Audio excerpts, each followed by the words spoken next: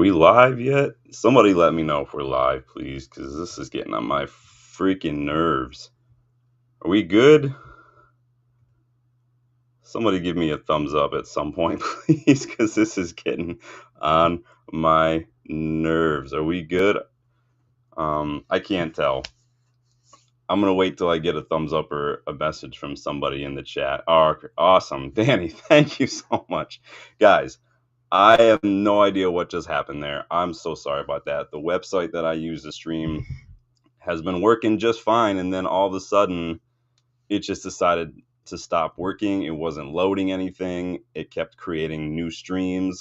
I have no idea what's going on, but so sorry about that. At least I'm back in the original stream, original thumbnail, all that jazz. I appreciate you legends for sticking with it, being patient, but normally this is not like this, so I'm so sorry. Danny B, Lionheart's in the house. Thank you guys for stopping by. Welcome back to the channel. This is United vs. Everybody, and I swear this is not my first time streaming on YouTube. Wasn't originally planning to do anything tonight, but as I was in my class and I was getting bored and I was reading a lot of stuff online, there was quite a bit of news coming out today, so I wanted to make sure I stopped by to do a quick United news roundup, a little half hour later than I wanted to do, but hey, we're here. I did drop that other video earlier today to make sure you guys didn't miss out on any content, and that was a center back video on looking at alternatives to Lisandro Martinez, who has pulled up with another ACL injury. So if you guys haven't yet gone and checked that out, I did go through about half a dozen center backs. Left-sided, good on the ball, good mentality. I think that you guys should go check that out. They were really good alternatives, really good replacements almost, if we get to that point. So I did link that in the description. Go check that out. Hopefully the description is all still there too. But just a quick one to get your thoughts on some United news today. So please hit the like button. Please subscribe to the channel if you are new. And I swear the channel is normally pretty smooth. So we're going to talk about media spin. We're going to talk about Dorgu news. We're going to talk about strikers. We're going to talk about Premier League rule changes. So like the video, subscribe to the channel, like I said. But first and foremost, today is a day of remembrance. Today is a day of respect, of honoring, of just remembering those we lost in the Munich air tragedy so long ago, but it still just feels so close to home. Obviously, you've seen a lot of the tributes going around today. If you can't tell, we've got a different logo in the upper right corner today in memoriam of those we lost. So just take a moment when you have a second. If you don't know much about the Munich air disaster, go check it out. If you're ever in Manchester and you're at the stadium, if you get the time, I encourage you not only to go take the tour of the stadium, you can also go check out the National Football Museum as well downtown. They do have a display, but there is the Munich Tunnel at Old Trafford. You can walk through there. It's open. It's completely open anytime, any day. Walk through there. You can look at all the history of the Munich disaster, everything. I encourage you to go check it out. Flowers of Manchester, never forgotten. Any United fan hopefully took some time today. And like Danny says, we give big up to those we lost in that disaster so long ago. We're going to move on. I know it's hard to move on after something somber like that, but it is a day of remembrance. We celebrate lives as well. So let's start with a little bit of report today coming out of a potential rule change that could be coming to the Premier League. So this comes in the wake of Arsenal's recent win over Man City, particularly in the wake of Miles Lewis Skelly's celebration, if you watch that match, which basically was a mockery of Erling Haaland's meditation celebration. Now, Sky Sports claims that the Premier League is considering changing the celebration rule to prevent players from mocking their opponents. I really need your thoughts on this one. So if you remember, Everton played Brighton recently, and Iliman Ndiaye received a yellow card after celebrating scoring a winner, and he flapped his arms like a seagull in mockery of Brighton's crest, basically the seagulls. He received a yellow card for that. So he received a yellow card for basically mocking the opponent with his celebration. So there is precedence, but at the same time, Miles Lewis Kelly did not get anything. So Premier League football chief football officer Tony Scholes, no relation, told Sky Sports that he believes there needs to be a balance between having fun and mockery. He said, "There's a balance. I think we all like to see celebrations. Some of the celebrations have been very funny, entertaining, but there's a line. Once it crosses over into mockery or criticism, then we would need to deal with it." I can't even get that out without laughing. The league officials are apparently calling these kind of celebrations unsportsmanlike conduct. Anyway, the incident and the subsequent news was also discussed on Talksport. I don't know if you guys saw that. So Gabby Agbonlahor chimed in. He is not a fan of this potential rule change. He has called it embarrassing, and quite frankly, I also feel a little gross, like I need a shower, because I agree with Gabby Agbonlahor. So that makes me feel a little weird. I think that also might mean the world is ending if I agree with Gabby Agbonlahor about something. His fellow Talksport pundit Tony Goldstein also agreed with Ekbal. He said the only line that can be crossed is if something is offensive or has racist connotations. If someone scores, flap their arms, let him flap his arms. If someone wants to sit on the floor, cross their legs like they're doing in Erling Haaland, let them do it. It's called housery, it's called banter, it's what makes the world go round. It's doing no harm whatsoever. Let me get you guys in here. Danny says, "Can we get any woker?" Right? Is Disney writing the Premier League rules now? Is that what's going on? Lionheart says, "Surely it's just friendly banter, right?" And I don't understand why any of this is a big deal. Rich, big up, Rich. Good stream earlier, man. Appreciate you stopping by. Lionheart says it's getting all a bit out of control. Like it's such, and like I don't throw the word woke out there a lot because I don't know.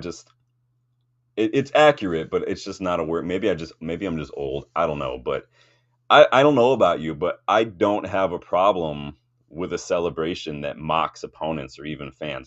I don't care. Like Tony Goldstein says, as long as it's not racist or offensive or promoting violence or whatever, I'm like, I don't care if it's not mocking any sort of tragedies or death, like when you got rival fans doing airplane stuff when they play us, like that kind of stuff, no place for that whatsoever. But like, I don't care about mocking an opponent. Like, you remember Emmanuel Adebayor running the length of the pitch to celebrate in front of Arsenal fans when he scored for City. Like, I'm here for that shit. I'm all here for it.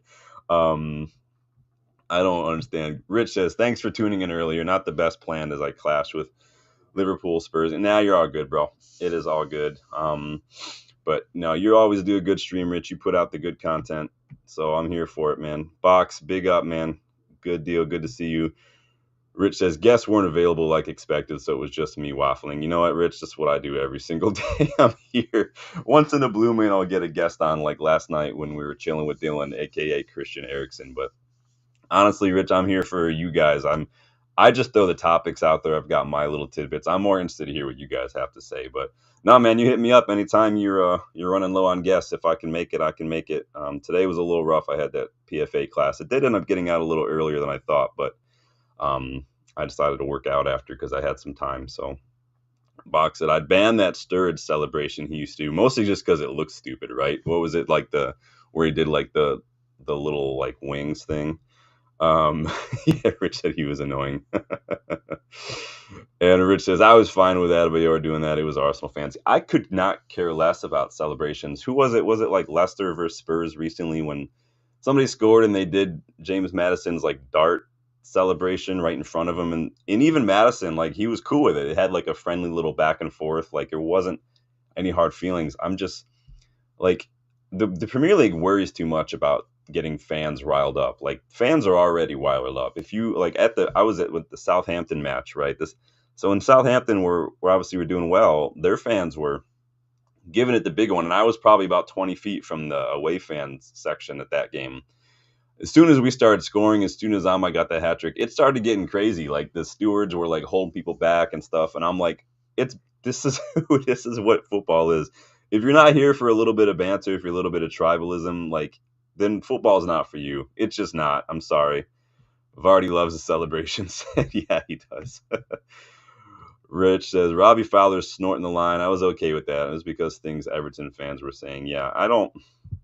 And it's between fans. I don't even. It's just so unnecessary for me. Like the Premier League needs to just chill out with stuff like this. You know what else bugs me, and you guys know this as well, is the card for taking off the shirt when you celebrate a goal. That Ahmad sending off against Liverpool last year in the FA Cup quarterfinal was one of the biggest pieces of garbage officiating I've ever seen. Because not only is this just a dumb rule to begin with, but you have refs like Howard Webb and whatnot saying that they don't like to give those kind of cards in that situation, and yet they still do it. It's an absolute travesty. Game's gone if you're going to start carding people left and right for celebrating goals. What are they just supposed to celebrate? Like, honest to God, if they start making that rule, if I was a Premier League footballer and I scored a goal, I would just calmly pick up the ball. I would walk back to the center circle and I would stare daggers at the referee the entire time I was doing it, just because I'm that kind of guy. I'm a smart ass. I don't care. But you guys let me know what you think about their rule. Seems like you guys are kind of in agreement with me that it's just like Danny says, it's getting kind of woke. It's just we're making this like so sensitive. It's just a bunch of snowflakes running the rules now. So, and that's another word I don't like to use, but it is what it is. So, moving on. So, got a little bit of interesting stadium. What does Lionheart say? Gaza's a Rooney celebration are legendary, and they want to ban that. Yeah, I don't get it, man. It's ridiculous. Like, no one wants to get, like, did Erling Haaland get in trouble for throwing a ball at someone's head? I mean, come on. Moving on. A little bit of interesting stadium news that I saw online the other day, because yes, I do watch other channels when I get some time, mostly Stratford Paddock, because they've got a nice variety of people on there. But there's a little bit of stadium news from Football Terrace and Terry Flewers. So again, it seems like a stadium and kind of general Trafford area regeneration has been a major priority for Ineos since they took over. Of course, we got that update recently that the government is fully behind the project. Now, despite what the media will try to tell you to believe and will try to get you to believe, taxpayers and the government are not going to be used to fund the stadium. It's not. The government is behind the project. The stadium is on Ineos. The government's just behind the whole economic growth of the area.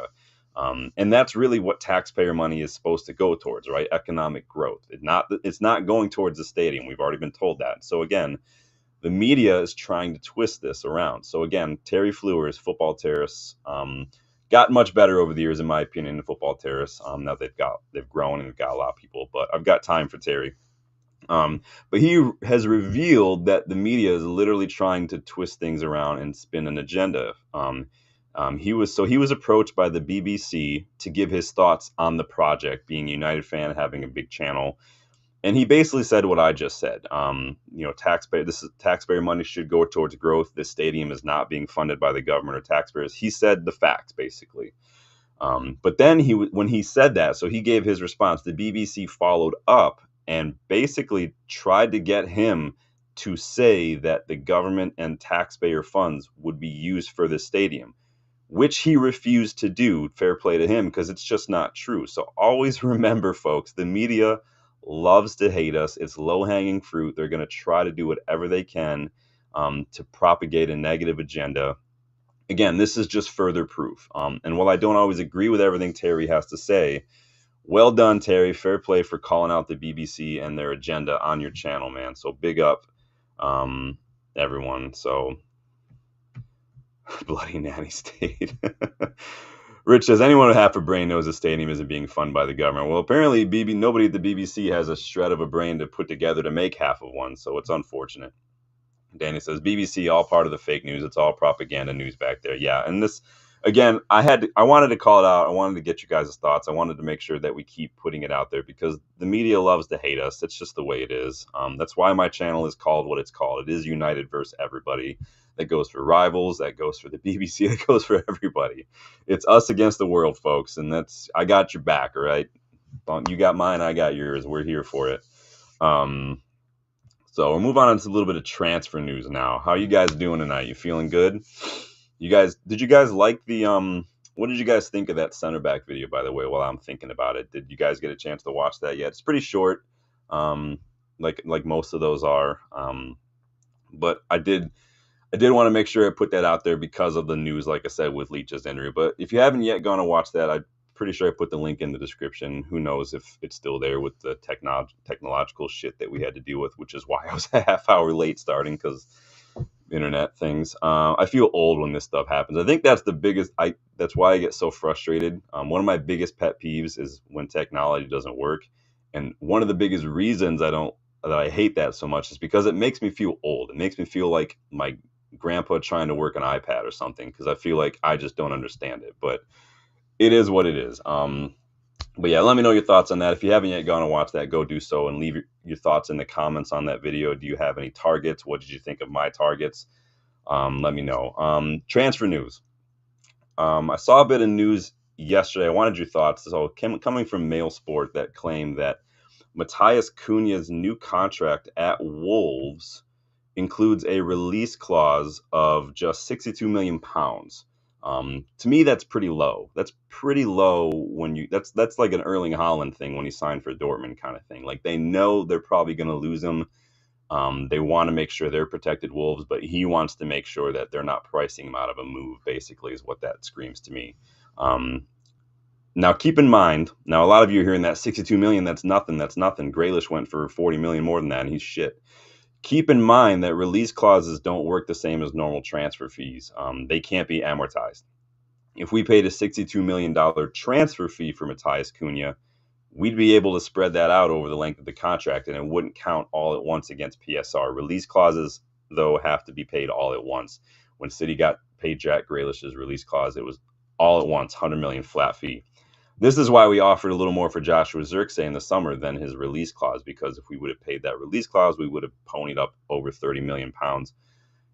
That way we get to spread that out. So that being said, though, is Cunha enough to make a difference in this United side that you'd pay the release clause, that you'd want to pay a little bit more than that, maybe, if that's what it took to get it over the line? It is a big chunk of change to pay the release clause. If you offer like 65 million, then you get to pay that in installments. I do think a number 10 or someone in that role, like what Cunha does at Wolves, I do think that is more important right now than a striker. I don't think the problem is necessarily finishing in some of those chances. I think the problem is getting the ball forward. And I think that has to do with maybe needing a better number 10 and the wing backs getting forward a little bit. But that being said, I have been critical of Zirkzee and Højlund's performances of late. So I've got time for that. I want to be objective. But again, as far as Cunha is concerned, about anybody this summer is concerned, it's going to be about priorities. It's going to be about funds. So we need to prioritize the most important positions, make sure we're getting those taken care of, and then try to get creative in other ways, because we do still have to deal with PSR shit. So we are going to need to sell players. Hopefully Rashford, Sancho, Malacia, Antony, hopefully these guys can all be gone in the summer and we can get some funds to work with. Let me see what everyone had to say here. Lionheart says, next on my list, had to watch the darts first. Good deal.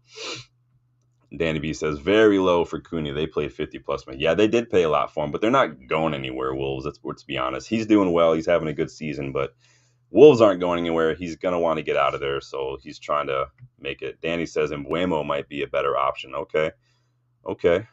Yeah, a lot of people have been on the Mbeumo train recently. I like Mbeumo. Is he United level? He's had a couple of good seasons, right? So, I mean, honestly, right now, it doesn't take much to be United level compared to what we have right now. Lionheart says, my only worry is that he's had one good season, Cunha. Yeah, and that's always the risk you take, right? You know, the example I use with the one season wonder is Andrea Belotti. Remember, he was the talk of the town, and he had that one good season, and then can anyone tell me where he is now? Exactly. I'm not trying to bash. I'm just saying I'm always hesitant, but you always get that risk with a player. Like, if they have a good season, do you bite the bullet? Do you take the risk now, or do you wait to see if they have another good season and then potentially miss out because they cost too much or someone else comes in and takes the risk ahead of you? It's a dice roll when you're buying players. You never know. Danny says, Gyökeres, Dibbling, Kenda, Mbeumo, João Gomez. Danny is going to wave that João Gomez flag until the day he dies, and I'm here for it. I like João Gomez. Wolves are going to be ripe for the picking, I think. We're going to see what happens there. I think that you could probably see Dibbling. Dibbling's definitely going to go. I'm sure Sulemana will go someplace. I could see Sulemana going to like Brighton or something very easily. Maybe if they get if the Saudi League returns for Matoma in the summer, I could definitely see them replacing him with Sulemana. But sticking with the number 10 for a second, while we're on that subject, what's Danny have to say? And Mbeumo's had multiple good seasons. Yeah, that's what I was saying. Yeah, excellent finisher. Good work rate, excellent set piece, and can play multiple positions. Yeah, I'm here for Mbeumo. It's going to be hard to get him out of that Brentford side, though. But I think that he definitely, because this is, like I said, when it comes, we have two 10 roles. we need to have runners like Embuemo, like Cunha, like Delap, and we need to have creators in that role. Someone who is like a Bruno, like the Ahmad kind of guy. So we need to have a good balance, similar to the pivot. We need to have someone who's a little bit more of a playmaker, and someone who's a little bit more of a physical presence, like a Ugarte. It helps to have a balance there. You can have both in the Pacific. That'd be great. But sticking with the number 10. So this one's coming from Team Talk, and usually I don't have a whole lot of time for Team Talk. They're not super reliable, mostly because their source for this one is Team Talk understands, and you guys know how I feel about understands or according to sources. You guys, I usually just keep breezing through. But this is a player I really, really like. This is the one I've had my eye on for a couple of years, who I wanted at United for a couple of years. So I'm just going to go with it. I'm not saying I believe it. I just wanted to talk about it. So the site's claiming that we're interested in Athletic Bilbao attacking midfielder Oyan Sanset. 9 goals, 3 assists this season. He has a knack for getting involved in the final third, for popping up with late runs. I really like Oyan Sanset. He had a good season last year. He's getting better. He's 24, 25 now. Again, just talking. It's just transfer talk, but let me know if you've watched Sanset at all, because I have. I love this guy. I don't watch a ton of La Liga, but I got time for Bilbao because they do a really good job. Lionhearts likes Embuemo a lot. Danny B says he only has 18 months, 2 years left. I think 40-50 will land him. Yeah. And it's going to be about priorities. I do think we need some help in the number 10 role. We don't have enough movement, enough energy. And like you're saying, the work rate, I think, is something that we need to raise, because right now the work ethic, the mentality in this squad is on the floor, in the mud. We need players to come in and raise levels, because it's going to challenge their teammates to raise those levels as well. So, but let me know if you guys see anything on Sanset. Again, coming from Team Talk, so it's not super reliable, but I just saw the name and I like the player, so I thought I'd get you guys' thoughts. Saw a little bit of an update from journalist Nicolo Shara today regarding our rumored interest in January in a loan for Douglas Luiz. You guys remember we talked about that a little bit. United were maybe pushing for a late loan move. So Shara claims that we actually really wanted Douglas Luiz in the closing stages of January transfer window, and we actually offered a sizable loan bid with an option to buy, but apparently that was reportedly rejected by Juventus. It doesn't sound like they were interested in that. Before he moved to Juve, I would have loved Douglas Luiz at United. He's exactly the kind of midfielder I think fits perfectly, whether it's Amorim system, Ten Hag system. I think he's excellent on and off the ball, energy, work rate, mentality. Seems like a no-brainer. He's just kind of struggled with injuries since he moved to Juventus. And we'd probably have to sign his girlfriend too, which I don't really think she's that great a footballer personally. So, but it is too bad, because I do think someone like a Douglas Luiz, someone like a Bruno Guimaraes, Toon Koopmeiners, Hackney, those kind of guys. Hackney would be the dream right now, but those kind of players are exactly who I think we need alongside Ugarte in that pivot. Rich said he's good. Douglas Luiz or Sanset? Let me know. Stream might be a couple seconds behind, so. But yeah, I do like Douglas Luiz. Just the injuries this year are kind of wearing. You guys know how I feel about injury-prone players at United. I'm over it. I'm done. After the Shaw setbacks, after Licha injury, Mount can never stay fit. How many games has Mount actually played? I can't remember the last time I saw the number 7 shirt on the pitch. It's freaking annoying. Lionheart says, I want to know how Bilbao always get their player. It's correct that only players from Basque play for them. Yeah. So they do that because they want to. So there's this book right here that I've go on about over and over. You guys can see I like this book. There's a whole chapter in this book on Athletic Bilbao and their focus on Basque players. They want to build the community. They want to grow the community. They want the young children in the community to look up to Basque players. They want that mentality in their community. And there's a whole chapter in this book, Edge by Ben Littleton. Remember, I featured it in my books that every United fan should read video. It is an excellent book. I have nothing but time for Ben Littleton. Everything he writes is a banger. Rich taking off. Rich, I appreciate you coming by, man. Good stream again tonight. Good to see you, man. Let's link up sometime soon here, bud. Jules, how are you, man? Good to see you.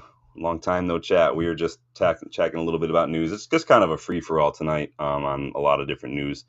Just talked Douglas Luiz. We talked Oyan Sanset. We talked Premier League rule changes regarding celebrations, because the Premier League is apparently trying to be the celebration police now. But moving on to a little bit of news regarding a former United player. So Mark Hughes, Sparky, is apparently the Carlisle United manager now. What this means is that he'll be overseeing Joe Hugel, who is on loan at Carlisle United, young striker, come through the academy. It's always an iffy moment for a loanee, especially a young player, when a new manager arrives. We saw this with James Garner at Watford. He had a brilliant season with Forest on loan, and he went to Watford, was doing well, and then they changed managers because Watford do that. Didn't get a sniff. So we'll see if Sparky favors Hugel. If so, maybe he can really help him develop further as a striker. But thought that was a little bit of interesting news, because we haven't seen Sparky in a minute on the dugout anywhere. But he was up for contention for our all-time starting 11. I don't think you guys chose that, though. Jewel says, it's mad that Sparky's in League Two now. How did he do with Bradford? I honestly don't know. I haven't really followed him, honestly. I can't even remember the last time who was the last team he managed when he was in the Premier League? I don't even remember now. I want to say it was like Hull or something, but I don't remember now off the top of my head. But yeah, so we'll see what he can do with Joe Hugel, who is on loan at Carlisle. That's a big reason why I mentioned it. But got a little bit of an update, or I guess not an update, because we've already signed Dorgu, but a little bit more context to the Dorgu transfer. This is coming straight from Lecce's president, Stici Damiani, and this is regarding the circumstances regarding Dorgu's January move to United. So Damiani states that Lecce were adamant that Dorgu was not for sale in January, and they wanted to wait until the summer. However, what he revealed is that United basically told Dorgu that it was now or never in terms of coming to United. And basically it was too good of an opportunity for a 20-year-old to pass up to come to United. Sounds exactly like what we said to Amorim. And you guys know when I said that the other day in my my reflection on Ineos and the January window, that I don't like starting relationships on an ultimatum. I don't think that works very well in any walk of life. So interesting. I guess the positive you can take from that is that Ineos are just not all about playing around. They're not all about this whole chasing a player for an entire window like we used to do. They're not all about flying to Spain or Turin and coming back empty-handed. They're basically saying, we want you now or never. Are you coming or not? Because the train's moving. If you don't get on, you're going to get left at the station kind of mentality, which I don't have a problem with. The ultimatum part of it is maybe that's just me as a person. I'm like, when I'm put in a situation with an ultimatum, typically I'm going to rebel even on an unconscious level. So it is nice though that they're doing something, a little different. So Jewel says probably QPR. I feel like it was more recent than QPR, because QPR haven't been here in a minute. Jewel says, I love the shirt. Is it the reversible kit? Yes, it is the reversible kit. However, I only like this side. I don't like the gold side because it doesn't look like gold to me. It looks like an inside of a used diaper. It's disgusting. It basically looked like United, when they were talking to Umbro, were like, yeah, we want the best shade of baby vomit that you can possibly give us for the underside of the shirt, and we're going to go that route. Some people like it. I'm not a huge fan, but the white side is fire. I love this thing. This is one of my favorite.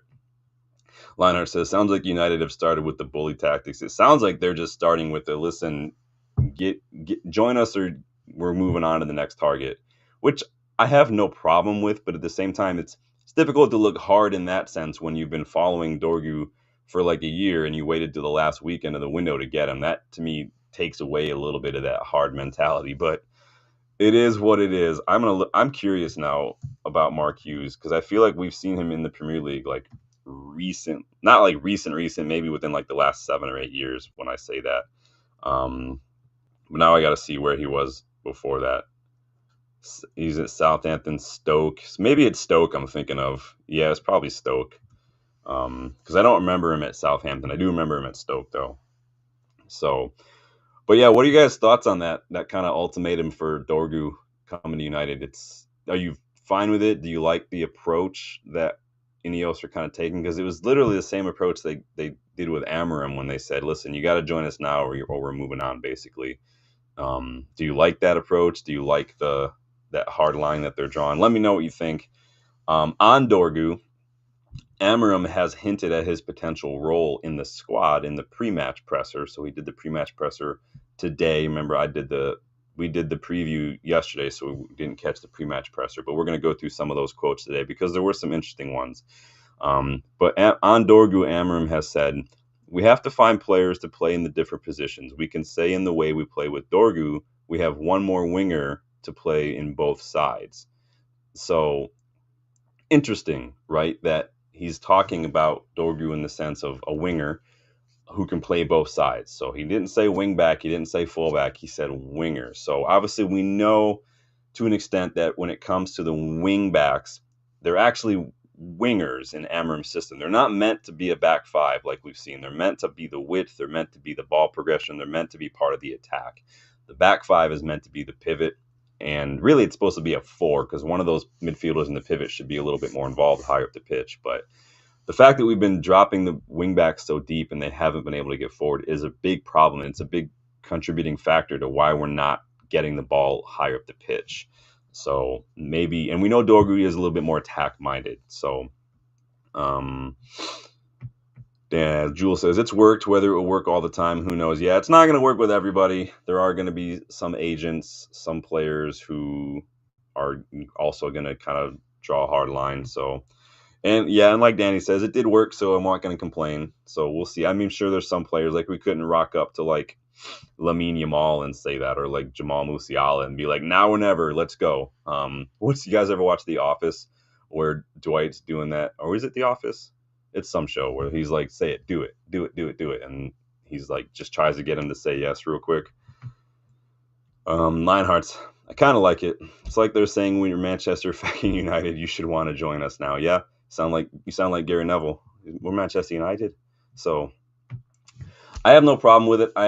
It might just be one of those things where you kind of fake it till you make it in terms of like you're saying, like we're Manchester United, you should want to join us. If we start just putting it out there, maybe on some weird mental level, it'll start having an impact. But clearly it had an impact on Dorgu.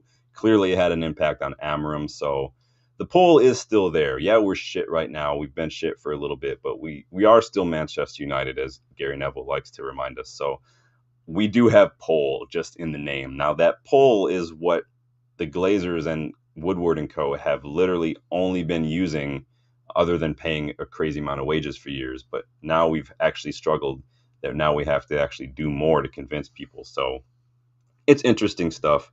But let me know your thoughts. I got to open up my slideshow real quick because I forgot to do that during all the technological difficulties that we had to deal with. Thank you guys again for putting up with that for a while. I have no idea what happened with the website, but technology gonna technology. What are you gonna do? But because I do have some slides I want to show everybody. So I came across a post on Twitter earlier because, again, like I said, I was bored during my class, so I wanted to do this.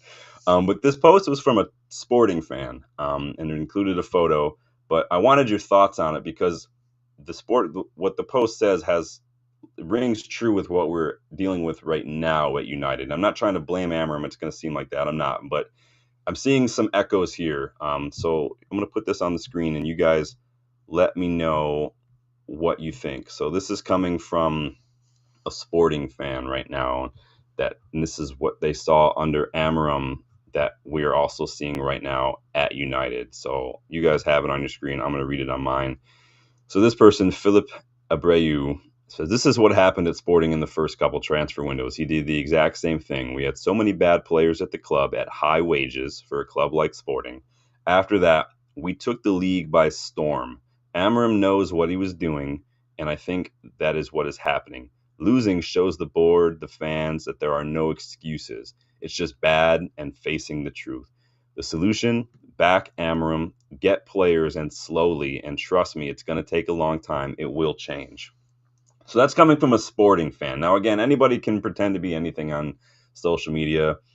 It is what it is, but you can't deny that some of what they're saying is true. And if you look back at what Sporting went through when Amorim arrived, remember what Sporting were before Amorim got there. They're one of the bigger clubs in the Portuguese league, but they weren't doing anything. Similar to Ten Hag at Ajax, if you want to get technically accurate about it. But what happened after a bit of that rough patch is Sporting became the dominant team in Portugal, right? And they started doing really well in the Champions League. Um, we saw that how patience can yield fruit under Jurgen Klopp at Liverpool, even though I still think Jurgen Klopp is way overrated. But what are your guys' thoughts on that coming from a Sporting fan? Are you willing to put up with it? Have you seen enough from Amorim to trust and to back him and give him some time, even if it might get really, really bad? I mean, we are pretty bad. We are, what, 13th? A loss next weekend against Spurs, which honestly is not out of the realm of possibility. That could put us to 16th, depending on how other results go. It's going to be rough. So let me see. The timestamp is in Dutch. I didn't read the timestamp, but it just popped up the other day, or maybe yesterday. Jules says he's heard other Sporting fans say that. Yeah, I mean, even just a simple Google search, you can go look at it. So, oh, you guys are going on about Dorgu's salary. Yeah, Dorgu's on like 40K, so pretty good comparatively speaking. So, not too fussed about Dorgu's wages. But yeah, how does it make you feel reading that? Does it help your patience? Does it give you more backing of Amorim? Does it worry you at all that it could take a little bit of time? Sporting obviously don't have the financial might that United do, so maybe it could be a little faster, but obviously right now we're still struggling. Was this going to happen with any manager, though? Again, you don't sack a manager mid-season if things are going well. So obviously Ten Hag, it wasn't working out. Ollie, it wasn't working out. Ragnick, it wasn't working out. Jose, Louis van Gaal, David Moyes. It's been a struggle, and there's been a pattern, and the common denominator has been the Glazers. Now, I'm not one of these people who just blames everything on the Glazers, but again, a lot of it can be traced right back to them. A lack of a transfer plan, taking out money, poor player transfer fees, high wages, not selling players. It's all got Glazer fingerprints all over it. So, but I thought that was interesting to read from, again, alleged Sporting fan. I can't guarantee the legitimacy of it because it's online, but I saw that and thought it was interesting. Lionhearts is not worried about Amorim. I'm not worried about Amorim. I'm worried more about the situation that he walked into, and whether or not that I worry if Amorim will be patient with the club, not if the club will be patient with Amorim, if that makes sense. Honestly, I feel like at some point, I'd love one of these managers just to send a message and say, fuck the severance. Y'all have nothing under control whatsoever. This place is a shit show. It's a dumpster fire.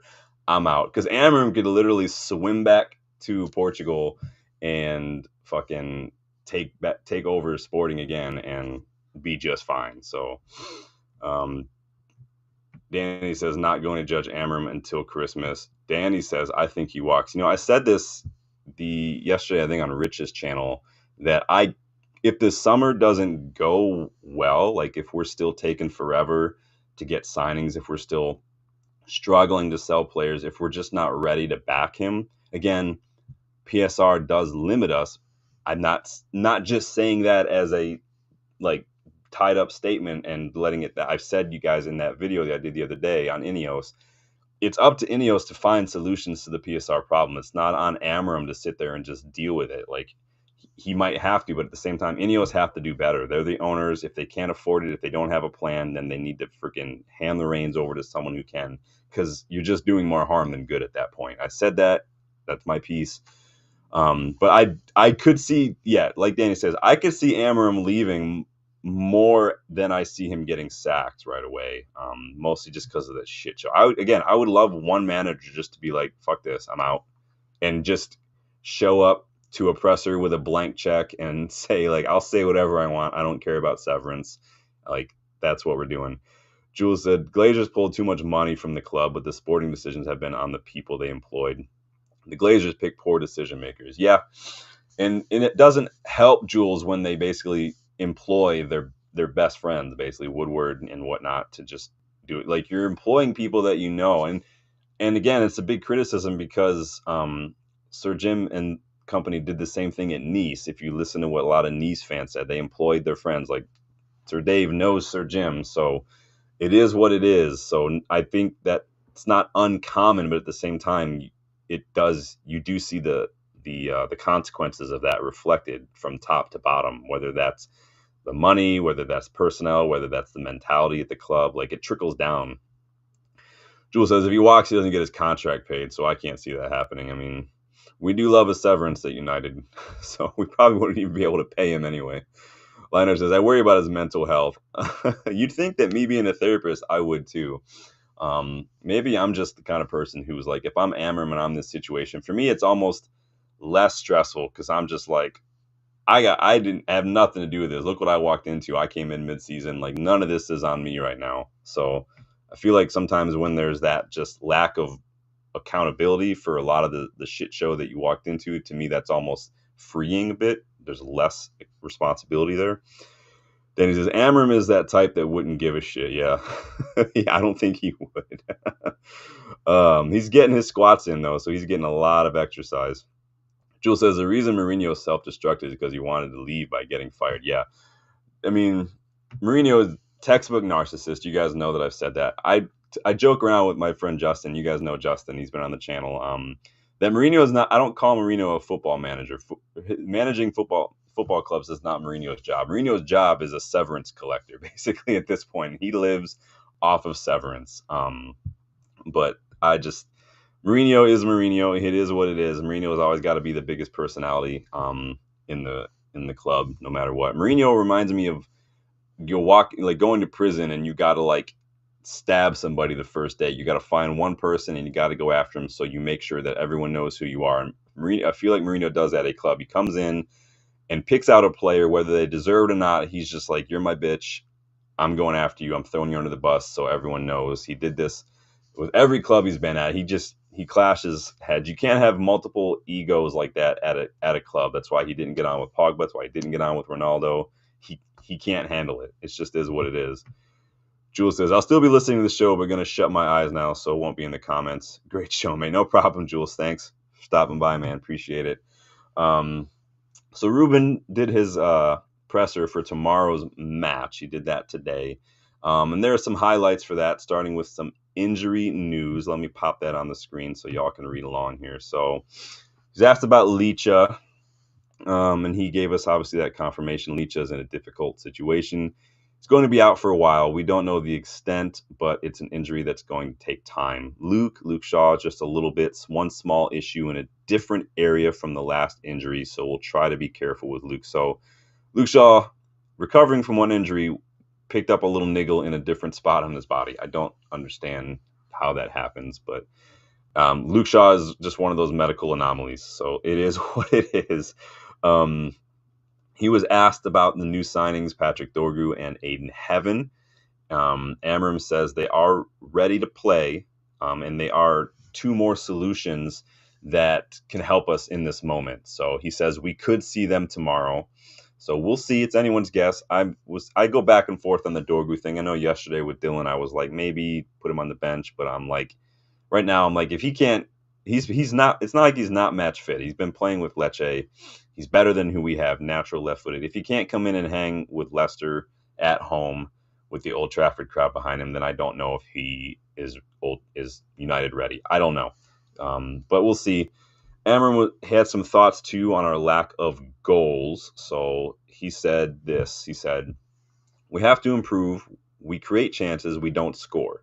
We have many shots inside the box, and we catch always one player. We hit one player, basically, so getting blocked. So it's these small things. I think we can improve. He says, we have two strikers that can score goals. They proved it in the past. Let's see if we can improve as a team to help them score goals. I don't know. What are you guys' thoughts on that? Luke has a new injury. Luke must have picked up a little something. This sometimes happens when you get an injury. Like I said today, like talking to my vet, like with my dog with the ACL. The vet told me if a dog gets ACL issues on one leg, they're usually going to get it on the other leg, and it's for one of two reasons. Either it's genetic or it's because your healthy leg is doing a lot of work to compensate for the unhealthy leg, that it's a lot more strained. So I don't know what's going on. If that translates to human beings, I couldn't tell you. I didn't even know what Luke Shaw's injury was. Probably some sort of a hamstring issue. Is he allergic to grass? It seems like it because he's barely played in his whole time he's been here. He needs to lay off Molly May. I don't. Is that code for David Coote? Is that what that is? Let me know. But those are Amorim's thoughts on the lack of goals. He was asked about his thoughts on United's transfer window, and he kind of reiterated the same thing he's said a couple times. He says, "We know the urgency of the moment of the team, but I think everyone here doesn't want to make the same mistakes that we did in the past." So again, alluding to the panic buys, the overspending, the buying the wrong player just because of what's out there, what's available, stuff we all already know, and we already believe, but he's reiterating. And I said this last week when he started saying this, it kind of felt like it was going to be a little less of an active transfer window because of that. And this kind of showed me that that's maybe what he was doing. So I don't know what you guys thought. He was pressed also on the pressure right now based on our run of form. He says, so we have to improve players that we have, and we have to win games. And then in the summer, we will see. Like I said, we are being really careful with transfers because we did some mistakes in the past. I already knew when I came here, I look at the schedule, I look at that team, and I understood that my decision of changing everything, taking these hard decisions in the middle of the season without new signings, it's a danger for the coach. So he knows the risk. He knew what he was walking into. He knew the risk of the situation. But he said, but since day one, with good results or bad results, I have a clear idea of what I want to do, and I take these risks because in the end, I think it's going to pay off. But I know I'm not naive. I already said that many times, that this is a sport of results, and we are in a difficult situation. What are you guys' thoughts on that? Danny says Molly May is the one to take a picture with on New Year's Eve. Oh, I get. Oh, is that like a thing that was on TikTok or something? Yeah, I don't do TikTok, so I thought Molly May was like a drug reference. She's Tyson's sister, X3A. Doesn't Molly May sound like a drug reference? Sounds like a nickname or something, like a street name for a drug. That's what I thought you were alluding to. Interesting. See, I'm not down with pop culture and stuff. I have no idea who these people are. I still don't really know how TikTok works. I don't have TikTok. I've had some younger clients mention it, and I'm like, I don't know what that means. I don't know what Twitch means. I don't know what any of that shit is. I'm old. You guys know that. It is what it is. I almost got mullered by the freaking website, so it is. That's how it is. Yeah. See, you guys laugh at the old guy. That's how I am. Danny's same. Thank you for helping. That makes me feel better, whether you mean it or not. I appreciate that.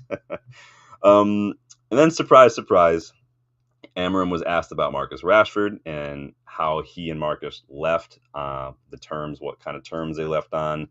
And then he was asked kind of what happens when Marcus returns in the summer, to which he says, I'm just focused on these games.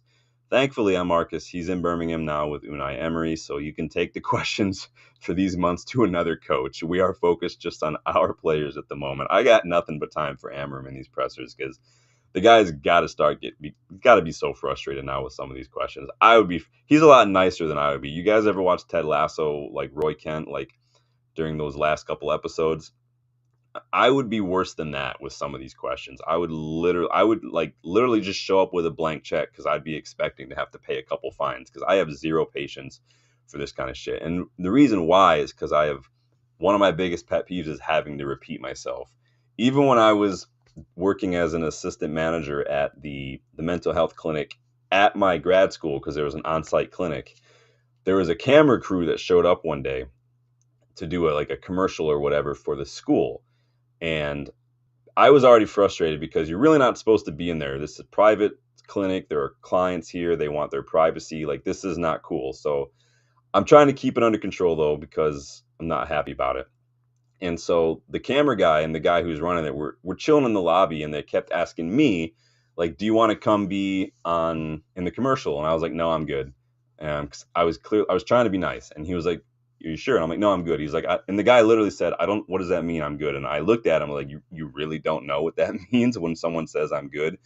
Now, meanwhile, my wife at the time was also the head manager at that clinic because she had already graduated. So she could hear this in the other room, and she knows me well enough. She can hear the tone in my voice, how frustrated and how close to losing my shit I was getting. So she came in and ran interference and brought the guy to the office and talked to him a little bit. But all that to say, I hate repeating myself in situations like that. If I were Amorim and I was facing these questions, I would be absolutely losing my shit. Luke says, I hope Luke isn't on Molly. Rob, evening all. I'm late in work and was watching the left center back video you posted. Great pro. Oh, thanks, man. Appreciate that, Rob. Yeah, you guys know I do like a bit of a scout report, and those are players that I've had my eye on for a minute. So, yeah, appreciate the love on that. Randy says, yeah, great video. Awesome. Leonard says, sweet baby Jesus. That would be the next drama. Shaw caught dealing Molly. Oh, yikes. Don't get me started. Don't get me started. Only thing would be dealing burgers. Uh-oh.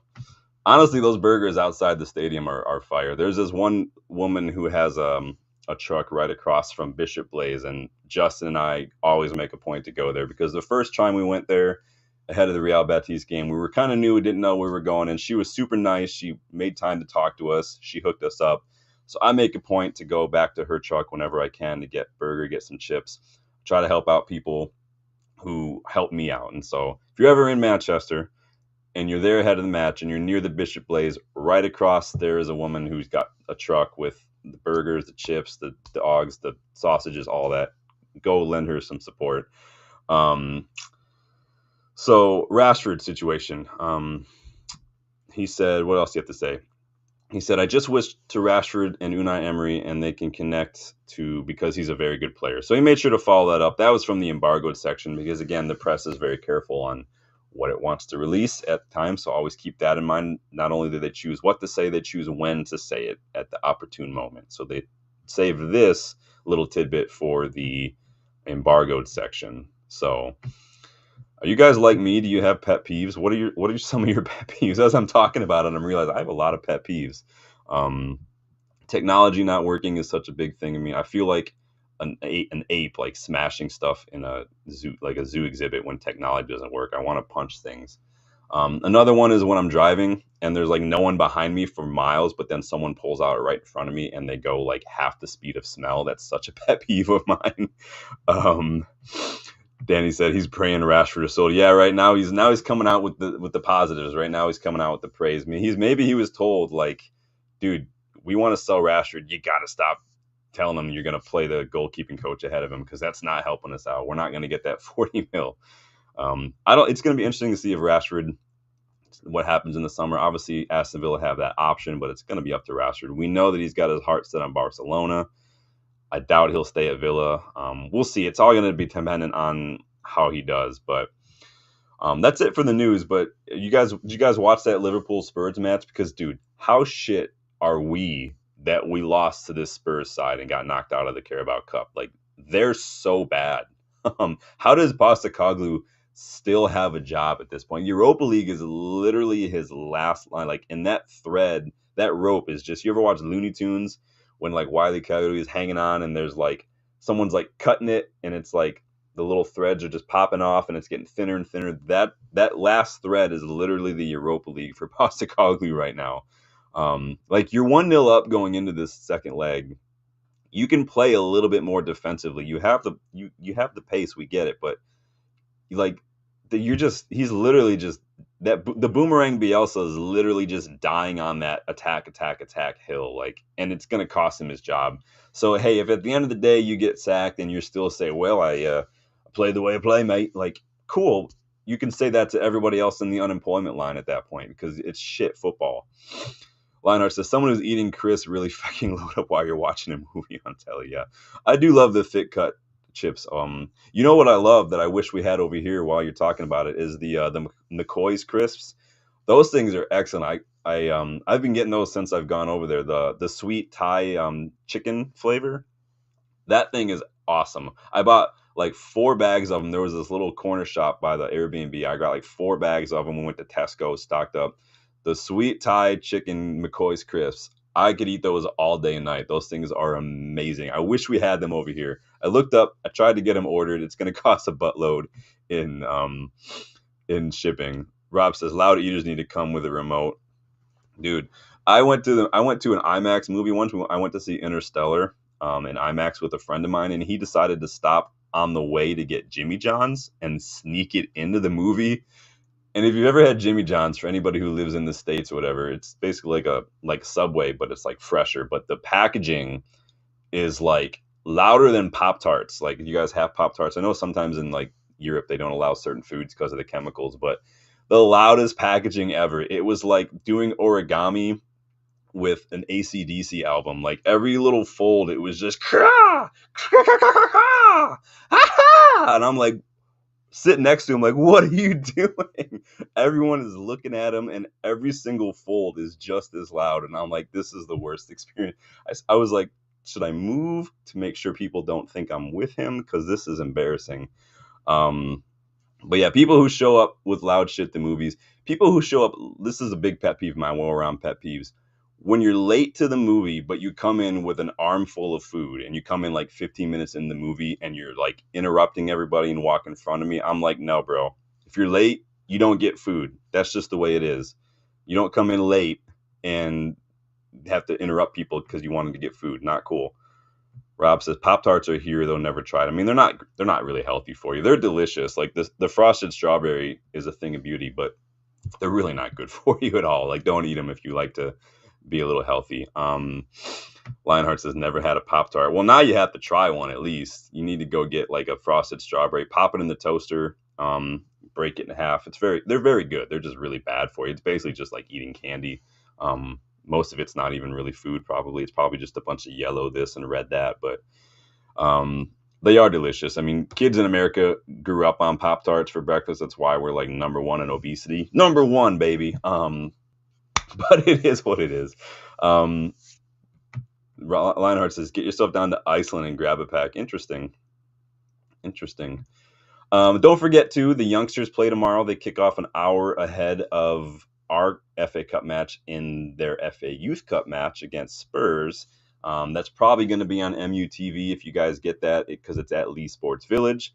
I was at the FA Youth Cup game when I was there a couple weeks ago when they played Preston at Lee Sports Village. If you guys are ever over there and you are able to get to a youth match at Lee, spend the £20 if you can swing it on the hospitality package. It's worth it. You get the food, you get the good seats. It's really awesome. But that kicks off an hour before our match. So again, around 1 o'clock tomorrow, my time, I don't know where you guys are watching, but we will know the lineup for that match, which could give us a little bit of a hint if any of the youngsters might be in the match day squad for Leicester's match. So keep an eye on that when that lineup is released, because that could be a good indicator. Lionheart says the shop, not the country. Iceland. Oh, there's a shop called Iceland. Interesting. Where is that at? I always ask for recommendations for restaurants and whatnot when I'm in Manchester. No, Iceland in the U.S., Lionhearts. I don't know what you guys are talking about. I'm always looking out for good restaurants in Manchester. We found a couple good ones this time. The problem is finding breakfast, but honestly, the first stop from now on, even straight from the airport before I go to the Airbnb, is going to be the Arndale, the mall. And there's this little like ethnic food court. The duck burgers that this one stall had, fire. Like I gotta eat one every time I go from now on. They are so good. I don't know if you do duck, but I love duck. It is very good. Danny says it's like a stop and shop, like a 7-Eleven kind of thing. Is that what you're saying? Or like a I don't know, what other, like a Piggly Wiggly if you're down south. You guys ever heard of Piggly Wigglies? Rob, posh towns don't have in Iceland. Interesting. I'm learning all sorts of stuff now. I learned that in England, at least, I don't know what it's like in other countries, they don't have peanut butter M&Ms. They have a lot of other types of M&Ms, but they don't do peanut butter M&Ms because apparently the peanut butter is not really good for you. We eat them all the time. Justin and I will destroy a package of peanut butter M&Ms while we're watching the game or something. One time we were at a bar and we brought a bag of peanut butter M&Ms and just asked if we could have like a Cavassier glass, and we just poured them all in there and ate them from the bar while we were chatting.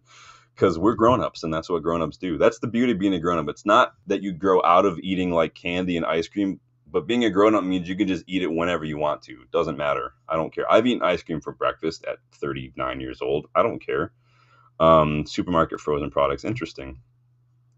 Lionheart says, I started panicking. Didn't want Rob to go and get a flight ticket just for Pop-Tarts. I'll send you Pop-Tarts. You could probably buy them on Amazon.